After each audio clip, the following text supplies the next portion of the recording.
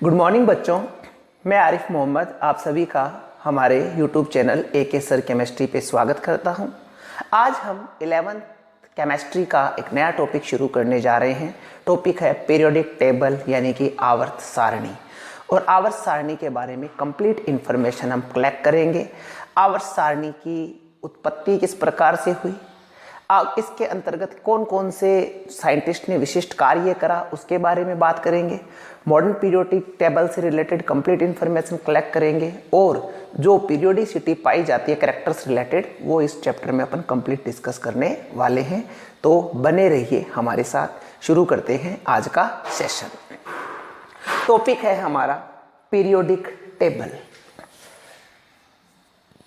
Periodic table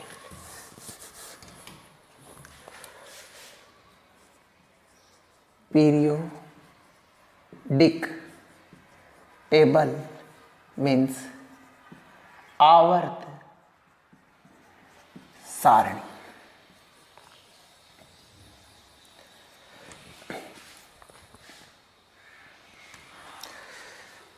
सबसे पहली बात कि आवर्त सारणी क्यों बनाई गई, क्या नीड हुई थी कि आवर्त सारणी बनानी पड़ी। देखिए, हमारी जो एनवायरनमेंट है उसमें बहुत सारे एलिमेंट्स प्रेजेंट हैं। प्रत्येक एलिमेंट को, प्रत्येक तत्व को इंडिविजुअली स्टडी करना, उसको पृथक पृथक उसका अध्ययन करना एक बहुत ही कॉम्प्लिकेटेड जटिल कार्य होता है। यदि इन तत्वों का उनके फिजिकल और केमिकल प्रॉपर्टीज के अकॉर्डिंग ग्रुप्स बना दिए जाए तो उनकी स्टडी इजी हो जाती है। यानी कि इंडिविजुअली स्वतंत्र रूप से एक तत्व का अध्ययन न करके एक पूरे के पूरे तत्वों के ग्रुप का अध्ययन हम एक साथ कर पाएं, इसलिए तत्वों के वर्गीकरण की शुरुआत की गई थी। इस वर्गीकरण में सबसे पहला जो कार्य करा था वो डोबेराइन ने करा था। डोबेराइन ने त्रिक बनाए थे, यानी तीन तीन तत्वों के समूहों को उन्होंने बनाया था, जिन्हें डोबेराइन के त्रिक या ट्रायड्स कहा गया था। तो वहीं से हम शुरुआत करते हैं। सबसे पहले हम डिस्कस करेंगे डोबेराइन के त्रिक। देखिए, डोबेराइन के त्रिक क्या थे। डोबेराइन के त्रिक पूरी बात करेंगे इससे रिलेटेड। डोबेराइन के त्रिक, और इस त्रिक को क्या कहते हैं, ट्रायड्स कहते हैं। इसको क्या नाम दिया जाता है, त्रिक को ट्रायड्स। क्या था डोबेराइन के त्रिक में? डोबेराइन ने तीन तीन तत्वों के परमाणु द्रव्यमान के बढ़ते हुए क्रम में समूह बनाए। डोबेराइन ने क्या करा, तीन तीन तत्वों को परमाणु द्रव्यमान के बढ़ते हुए क्रम में रखा। तीन तीन तत्व ले लिए और परमाणु क्रमांक के बढ़ते हुए क्रम में जब इन्हें रखा तो इसी समूह को क्या वर्ड दिया गया, त्रिक या ट्रायड्स। इस त्रिक की स्पेसिफिसिटी क्या थी? देखिएगा, मान लीजिए तीन तत्व हैं A, B, C। तो जो B का परमाणु द्रव्यमान है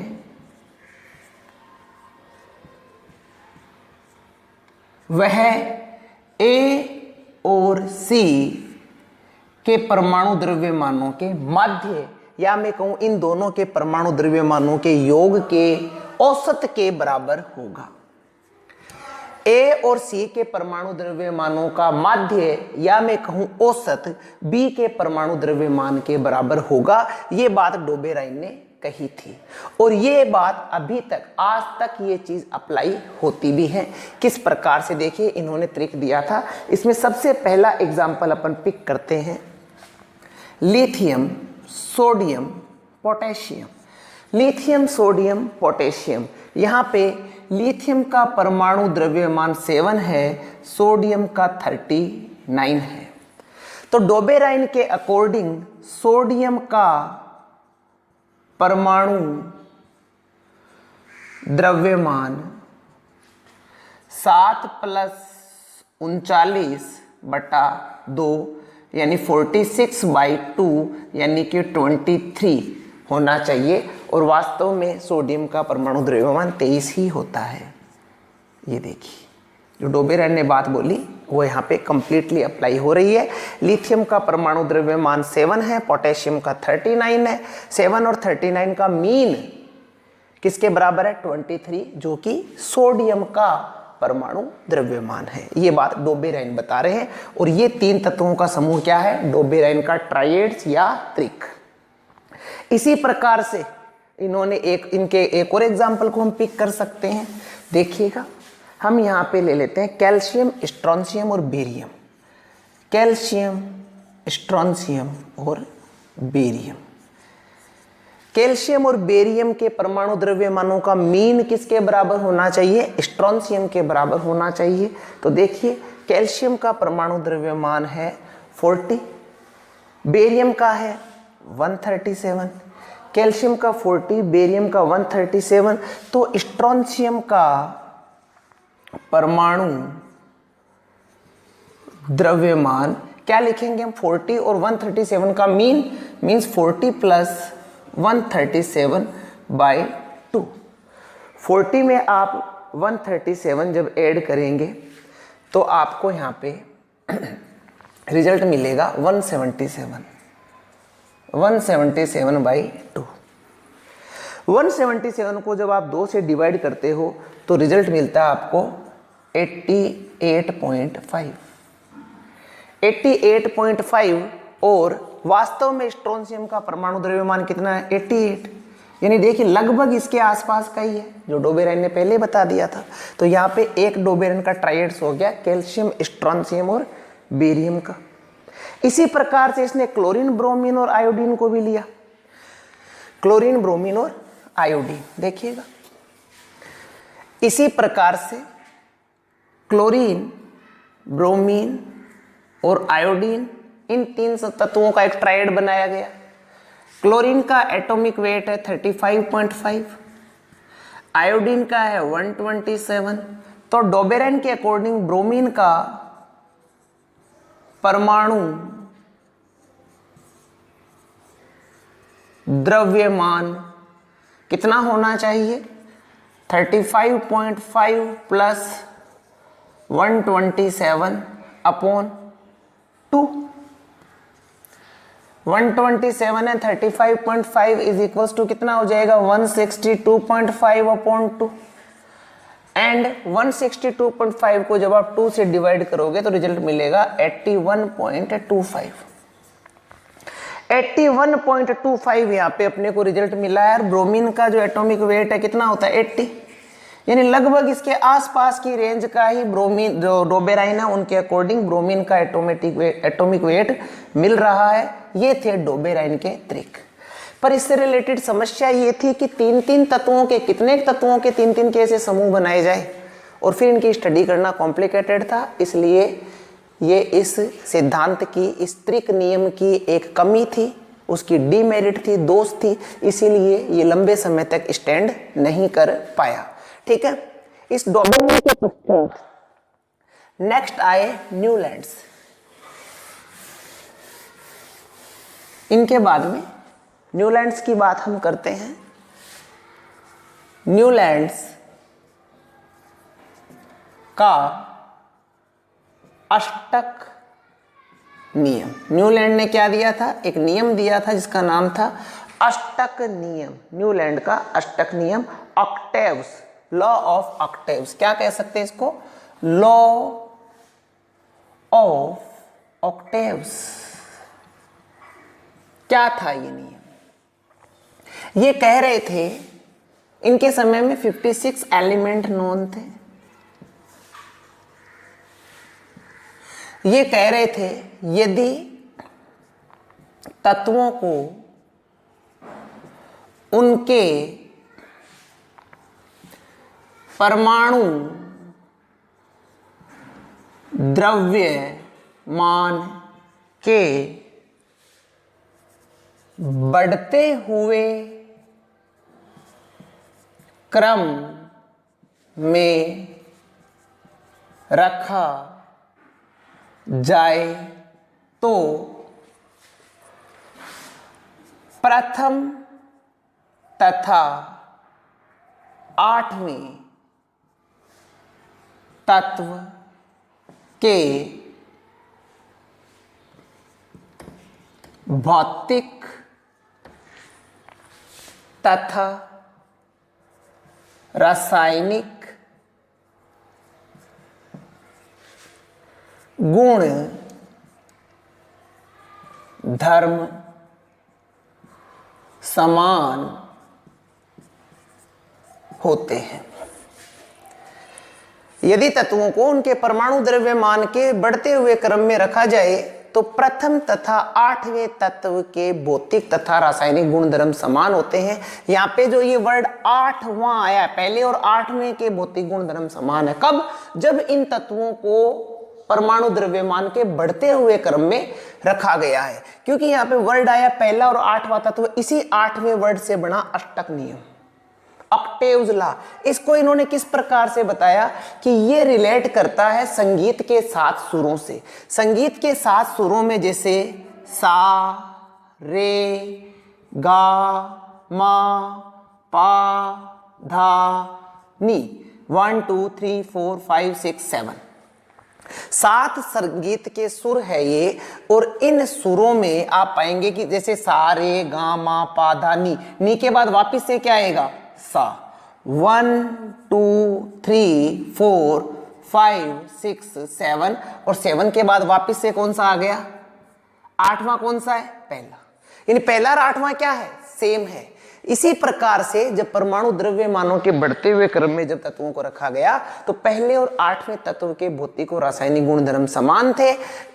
और इस प्रकार से सरगम में सा के बाद में 8वें नंबर पे फिर से सा रिपीट होता है। उसी प्रकार से पहले और 8वें तत्व के भौतिक और रासायनिक गुणधर्म समान थे। ये था न्यूलैंड्स का अष्टक सिद्धांत। ठीक है। बट इससे रिलेटेड जो प्रॉब्लम आई थी वह क्या थी? देखिएगा, जैसे पहले अपन इसको इन्होंने जो पीरियोडिक टेबल दी है उसका किस प्रकार से इन्होंने दिया था। Lithium, beryllium, boron, carbon, nitrogen, oxygen, fluorine, sodium, magnesium, aluminium, silicon, phosphorus, sulphur, chlorine. अब देखो, जिस प्रकार से आपने सारे गामा पाधा नहीं लिखा है उसी प्रकार देखिए lithium, beryllium, boron, carbon, nitrogen, oxygen, fluorine. और फ्लोरीन के बाद क्या आ रहा है? सोडियम। पहला, दूसरा, तीसरा, चौथा, पांचवा, छठा और सातवां। सातवें के बाद कौन है? सोडियम, आठवां। यानी लिथियम और सोडियम के भौतिक और रासायनिक गुणधर्म क्या होंगे? समान होंगे। और ये बात काफी हद तक अप्लाई भी होती है। ठीक है। यानी पहले और 8वें तत्व के भौतिक गुणधर्म समान। अब आप कहोगे यहाँ पे इनर्ट गैसें क्यों नहीं रखी गई, अक्रिय गैसें क्यों नहीं रखी? क्योंकि इनर्ट गैस न्यूलैंड्स के समय तक नहीं खोजी गई थी। इनर्ट गैस नॉन नहीं थी न्यूलैंड्स के समय तक, तो इसलिए इन्होंने इनर्ट गैसों को यहाँ पे नहीं रखा और पाया पहले और 8वें तत्व के भौतिक और रासायनिक गुणधर्म समान है। बट इस नियम की जो ये नियम अप्लाई हो रहा था ये केवल लाइट एलिमेंट, लाइटर एलिमेंट्स, हल्के एलिमेंट पर ही लागू हो रहा था। यानी कैल्शियम तक ही ये वाला लॉ अप्लाई हो रहा था, भारी तत्वों पर ये लॉ अप्लाई नहीं हो रहा था। इसके अलावा जैसे फ्यूचर में यहाँ पे फ्लोरीन के बाद में नियोन, क्लोरीन के बाद में आर्गन, ये तत्व जब खोजे गए तो अब पहले और 8वें यानी लिथियम और नियोन की क्या भौतिक और रासायनिक गुणधर्म समान होंगे? क्या नहीं होंगे। ठीक है ना। तो यहाँ पे इस तरह से ये जो लॉ है वो भी स्टैंड नहीं कर पाया, फेलियर की ओर जाता गया। बट इन्होंने भी इस क्षेत्र में बहुत बड़ा कार्य करा था। जो पीरियोडिक टेबल है उसकी उत्पत्ति में इन्होंने एक बहुत बड़ा स्टेप इन्होंने दिया था, जिसको अपन न्यूलैंड्स ऑक्टेव्स के रूप में, लॉ ऑफ ऑक्टेव्स के रूप में हम स्टडी करते हैं। आगे हम बात करते हैं लोथर मेयर की, लोथर मेयर के वक्र। देखिए लोथर मेयर और मेंडेलियस का काम साथ साथ चल रहा था, पर हुआ ये था कि मेंडेलियस ने अपनी पीरियोडिक टेबल पहले ही उन्होंने सबमिट करवा दी थी, जबकि लोथर मेयर वहां से चूक गए थे। इसलिए जो क्रेडिट है पूरा का पूरा मेंडलीव को मिल जाता है वहां पे। तो हम बात करते हैं लोथर-मेयर की पीरियोडिक टेबल, जिसको अपन लोथर-मेयर वक्र के रूप में इसकी बात करते हैं। कर्व्स, लोथर-मेयर के क्या है ये? कर्व्स, ग्राफ बनाया था इन्होंने क्या बनाया है? ग्राफ बनाया है। अब ग्राफ बनाया किसके मध्य बनाया है? इन्होंने क्या किया था? कर्व प्लॉट करा, तो इन्होंने दो एक्सिस लिए और इन एक्सिस पे, एक एक्सिस पे इन्होंने एटॉमिक वॉल्यूम लिया, परमाणुवीय आयतन, और दूसरे एक्सिस पे इन्होंने लिया परमाणुवीय भार। और जब इन्होंने वक्र बनाए तो इनको वक्र कुछ इस प्रकार से प्राप्त हुए। एकदम फेयरली तो मैं नहीं बना पा रहा हूं, पर फिर भी काफी हद तक कोशिश करूंगा मेरी तरफ से बनाने की।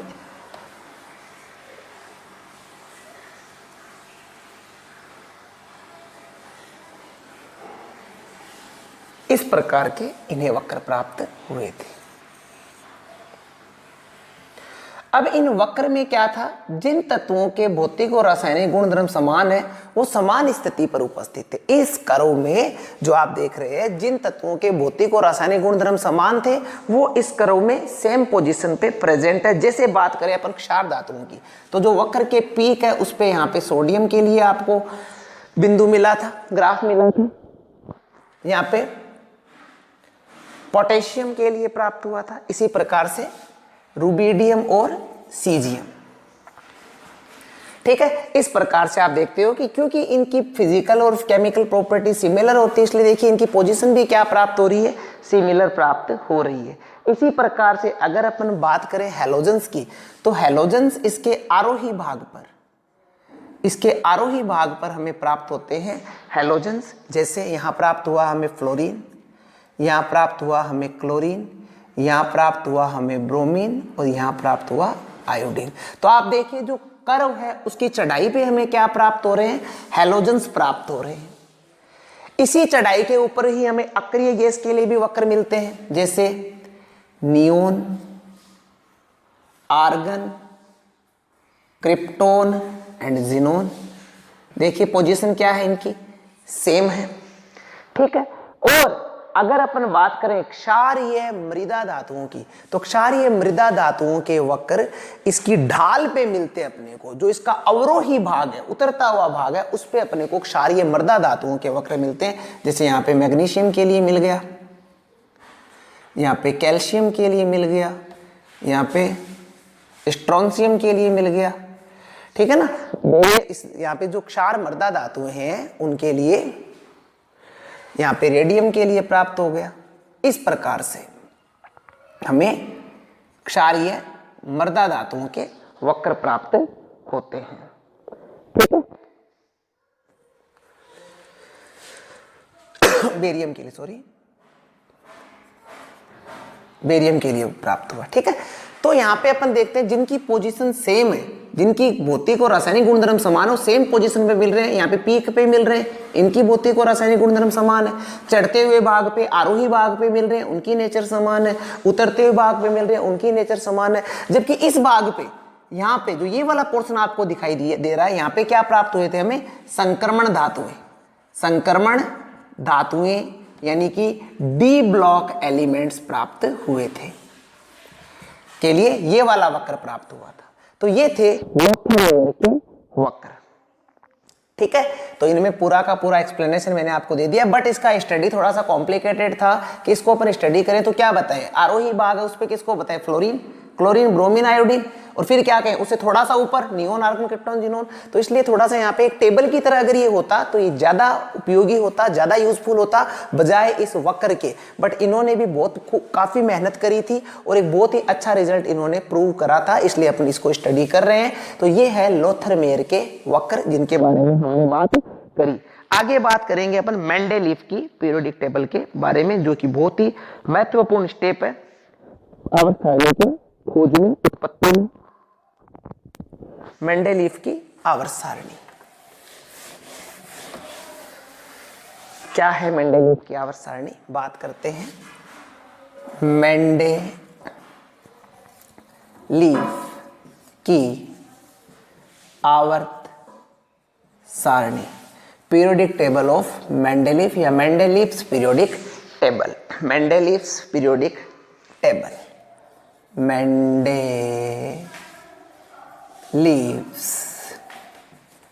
पीरियोडिक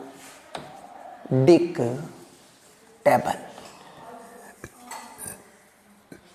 इन्होंने पीरियोडिक टेबल पे जो आधार रखा था वो था एटॉमिक वेट, परमाणुवीय द्रव्यमान। हालांकि परमाणु द्रव्यमान की कहानी अपन ने पीछे देखी, मेंडल न्यूलैंड्स में भी थी और उसी को ये भी अप्लाई कर रहे हैं।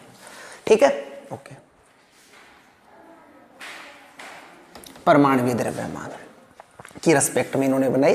तो मेंडेलीव का जो पीरियोडिक लॉ था, आवर्त नियम था, वो क्या था? सबसे पहले बात करते हैं periodic law of Mendeleev. Mendeleev ने कहा तत्वों के भौतिक तथा रासायनिक गुणधर्म, तत्वों के भौतिक तथा रासायनिक गुणधर्म उनके परमाणु द्रव्यमान के आवर्ती फलन होते हैं। तत्वों के भौतिक तथा रासायनिक गुणधर्म उनके परमाणु द्रव्यमान के आवर्ती फलन होते हैं। यह है मेंडेलीव का आवर्त नियम। क्या कहता है ये नियम? एक मैथमेटिक्स की इक्वेशन एफ एक्स, ये आप लगभग सबने पढ़ी होगी, y is equals to f x, यानी यहां पर y क्या है? y डिपेंड करता है x पर, y डिपेंड ऑन x। ये इक्वेशन हमें क्या इंफॉर्मेशन दे रही है कि y x पर डिपेंड करता है, यानी x क्या है? एक फंक्शन है जो किससे रिलेट कर रहा है? y से रिलेट कर रहा है। x क्या है? एक फंक्शन है, फलन है जो y से यहां पर रिलेट कर रहा है। इसी इक्वेशन के अकॉर्डिंग अपन इसकी बात करें कि तत्वों के भौतिक और रासायनिक गुणधर्म किसके फंक्शन है? परमाणु द्रव्यमान के फंक्शन है। परमाणु द्रव्यमान के फलन है, आवर्ती फलन है। जो वर्ड आवर्ती आया है वो पीरियोडिसिटी से रिलेटेड है, बात करेंगे इसके बारे में भी। तो यहां पे ये मेंडेलीव ने अपना आवर्त नियम यहां पर दिया था। ठीक है, अब बात करते हैं आगे अपन मेंडेलीव की आवर्त सारणी के बारे में। मेंडेलीव ने मूलतः यह वाली आवर्त सारणी दी थी। मेंडेलीव के टाइम में 63 तत्व 63 एलिमेंट्स ज्ञात थे। यह कहा जाता है कि मेंडेलीव ने इन तत्वों के भौतिक और रासायनिक गुणधर्म ताश के पत्तों पे लिख लिए थे। जिनके गुणधर्म समान थे उनको समान वर्ग में रख दिया और जिनके गुणधर्म डिफरेंट थे उनको डिफरेंट ग्रुप में रख दिया गया। और इस आवर्त सारणी का जो मेंडेलीव ने आधार बताया था वह था परमाणु द्रव्यमान, एटॉमिक वेट। तो यहाँ पे आवर्त सारणी में मेंडेलीव के समय, जो मेंडेलीव के समय इसकी स्थिति क्या थी, इस आवर्त सारणी में आप देख सकते हैं इसमें आवर्त कितने थे? 7 थे मूलतः। आवर्तों की संख्या कितनी थी? 7 थी, जबकि वर्ग या ग्रुप की संख्या इसमें थी 8। धीरे धीरे ये वाली आवर्त सारणी एडिट होती गई समय के साथ साथ। और वर्तमान में अगर इस आवर्त सारणी की हम बात करें वर्तमान में, तो इसमें 7 आवर्त हैं और वर्ग की संख्या कितनी है? 9।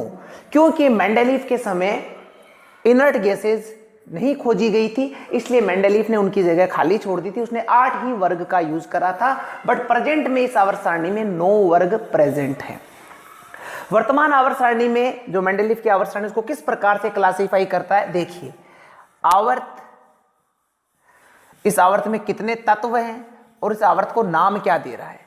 पहला आवर्त, इसमें 2 ही तत्व उपस्थित है। एट प्रेजेंट वर्तमान की बात कर रहे हैं हम, इसे कहते हैं अति लघु आवर्त। पहले आवर्त को क्या नाम दिया है? अति लघु आवर्त। दूसरे आवर्त में 8 तत्व उपस्थित है। तीसरे आवर्त में भी 8 तत्व उपस्थित है, इन्हें कहते हैं लघु आवर्त। लघु आवर्त। चौथे आवर्त में 18 तत्व उपस्थित हैं। 5वें आवर्त में भी 18 तत्व उपस्थित है, इन्हें कहते हैं दीर्घ आवर्त। छठे आवर्त में 32 तत्व उपस्थित है, इसे कहते हैं अति दीर्घ आवर्त। और सातवां आवर्त जिसमें अभी तक तत्व पूर्णतः नहीं खोजे गए हैं, अपूर्ण है, इसलिए इसे कहते हैं अपूर्ण आवर्त। मेंडेलीफ ने परमाणु द्रव्यमान के अकॉर्डिंग तत्वों को अरेंज करा और इसकी आवर्त सारणी में जो सबसे बड़ी उपलब्धि थी वो यह थी कि यहाँ पर जो तत्व नहीं खोजे गए थे, जो भविष्य में खोजे जाने हैं, उनके बारे में भी मेंडेलीफ ने इंफॉर्मेशन दे दी थी। मेंडेलीफ के इसी इतने बड़े काम के कारण हम पढ़ते हैं एक तत्व जो हालांकि ह्यूमन मेड है पर उसको मेंडेलेवियम के रूप में पढ़ा जाता है। एक तत्व जब तक ह्यूमन प्रजाति रहेगी इस तत्व को हम मेंडेलेवियम के रूप में पढ़ेंगे, जिसका एटॉमिक नंबर 101 होता है, अननिल यूनियम जिसको हम कहते हैं। तो यहाँ पे बहुत ही महत्वपूर्ण कार्य मेंडेलीव के द्वारा किया गया था। बट इस एटॉमिक जो ये पीरियोडिक टेबल दी गई थी मेंडेलीव के द्वारा, इसमें भी बहुत सारी विसंगतियां थी, जिसके कारण ये लंबे ये स्टूडेंट तो आज भी कर रही है, बट इसमें भी बहुत सारी इसमें एरर्स हैं, इसमें विसंगतियां हैं। तो क्या क्या विसंगति एरर है उनके बारे में हम बात करते हैं। देखिएगा,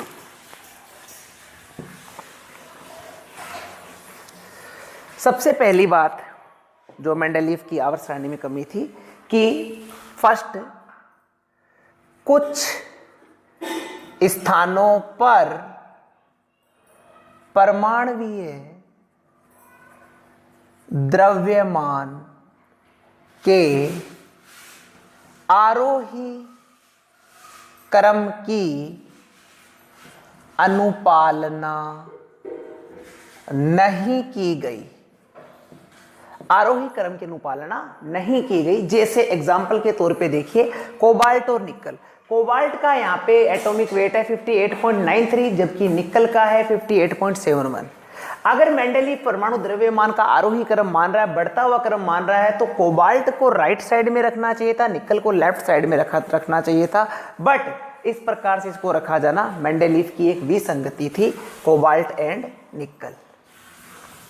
इसी प्रकार से टेल्यूरियम और आयोडीन की बात करें, हालांकि मेंडेलीव के टाइम में ये तत्व नहीं खोजे गए थे, बाद में खोजे गए थे, परंतु फिर भी मेंडेलीव के आधार पे अगर इनको रखा जाए तो टेल्यूरियम का एटॉमिक वेट है 127.60, जबकि आयोडीन का है 126.90। आयोडीन का कम वेट होते हुए भी राइट साइड में है, जो कि मेंडेलीव की विसंगति है, टेल्यूरियम एंड आयोडीन। ठीक है, फर्स्ट थिंग। सेकेंड, इसके अलावा कमी थी समस्थानिकों की स्थिति। समस्थानिकों की स्थिति देखिएगा, मेंडेलीव किसको मान रहा है? परमाणु द्रव्यमान को आधार मानकर काम कर रहा है। हाइड्रोजन को यहाँ पे अपन एग्जाम्पल के रूप में पिक करते हैं। हाइड्रोजन के 3 समस्थानिक होते हैं, 1h1, 1h2 एंड 1h3। इसको हाइड्रोजन बोलते हैं, इसको ड्यूटेरियम बोलते हैं, इसको ट्राइटियम बोलते हैं। अगर मेंडेलीव के परमाणु द्रव्यमान की बात को आधार रखा जाए तो इस हाइड्रोजन के तीनों समस्थानिकों को आवर्त सारणी में 3 स्थान मिलने चाहिए, जबकि हाइड्रोजन को 1 ही स्थान उपलब्ध है। तो इस चीज का एक्सप्लेनेशन मेंडेलीव के पास नहीं है कि समस्थानिकों को किस प्रकार से इस आवर्त सारणी में अरेंज किया जाए। तो समस्थानिकों की स्थिति बताने में मेंडेलीव विफल रहे। थर्ड, हाइड्रोजन की स्थिति। यह तो हालांकि आज भी स्पष्ट नहीं है हाइड्रोजन की स्थिति। क्यों? क्योंकि हाइड्रोजन एक नॉन मेटल है, फिर भी इसको इस मेटल्स के साथ रखा गया। क्यों? क्योंकि +1 उसकी ऑक्सीडेशन शो करता है, -1 भी शो करता है, इसलिए इसको हैलोजेंस के साथ भी रखा जा सकता है। बट आज भी इसकी स्थिति स्पष्ट नहीं है। पर मेंडेलीव की आवर्त सारणी में भी ये कमी रही थी कि हाइड्रोजन की स्थिति स्पष्ट नहीं की गई थी। इसके अलावा असमान गुणों वाले तत्वों को साथ में एक वर्ग में साथ रखना, एक वर्ग में साथ रखना। जैसे क्षार धातुएं अत्यधिक क्रियाशील होती है, इनके साथ में कॉपर और सिल्वर जैसी बहुत ही कम क्रियाशील धातुओं को रखना एक असंगति है, संगत नहीं है। इसके अतिरिक्त हम बात करें समान गुण धर्म वाले तत्वों को भिन्न वर्गों में रखना, समान गुणधर्म वाले तत्वों को भिन्न वर्गों में रखना। जिनके गुणधर्म समान है उन्हें अलग अलग रख दिया, जैसे कॉपर और मरकरी। कॉपर और मरकरी की यहां पे बात कर रहे हैं, तो कॉपर और मरकरी के गुणधर्म सेम है, तो इन्हें एक साथ रखा जाना चाहिए था। ठीक है, जो कि आपस में समानता रखते हैं, इसलिए इन्हें पृथक रखा गया। इसके अलावा लैंथेनोल्डोन तथा एक्टिनोल्डोन की स्थिति स्पष्ट नहीं की गई। लैंथेनोल्डोन एक्टिनोल्डोन की स्थिति स्पष्ट नहीं की गई। लैंथेनोल्डोन एक्टिनोल्डोन कहां प्रेजेंट होंगे ये भी मेंडेलियन के द्वारा एक्सप्लेन नहीं किया गया था। सातवां, आवर्तिता का कारण स्पष्ट नहीं किया। आवर्तिता का कारण स्पष्ट नहीं किया कि पीरियोडिसिटी आ रही है तो क्यों आ रही है, ये मेंडेलियन नहीं बता पाए। पीरियोडिसिटी या आवर्तिता क्या होती है? एक निश्चित अंतराल के पश्चात किन्हीं तत्वों के कैरेक्टर सेम होते हैं, बढ़ते हैं या घटते हैं, इसी को कहते हैं आवर्तिता या पीरियोडिसिटी। एक फिक्स इंटरवल के बाद में यदि तत्वों के गुणधर्म समान रह रहे हैं, बढ़ रहे हैं या घट रहे हैं, इसी को आवर्तिता कहते हैं। इसी आवर्तिता से रिलेटेड आगे अपने को अहेड एकदम डिटेल में स्टडी करनी है। तो मेंडेलियन की आवर्त सारणी से रिलेटेड मैंने कंप्लीट बात आपको बता दी है। अगली क्लास में अपन बात करेंगे हेनरी मोजले की जो आधुनिक आवर्त सारणी है उसके बारे में। तो स्वस्थ रहिए, मस्त रहिए और पढ़ते रहिए। Bye bye.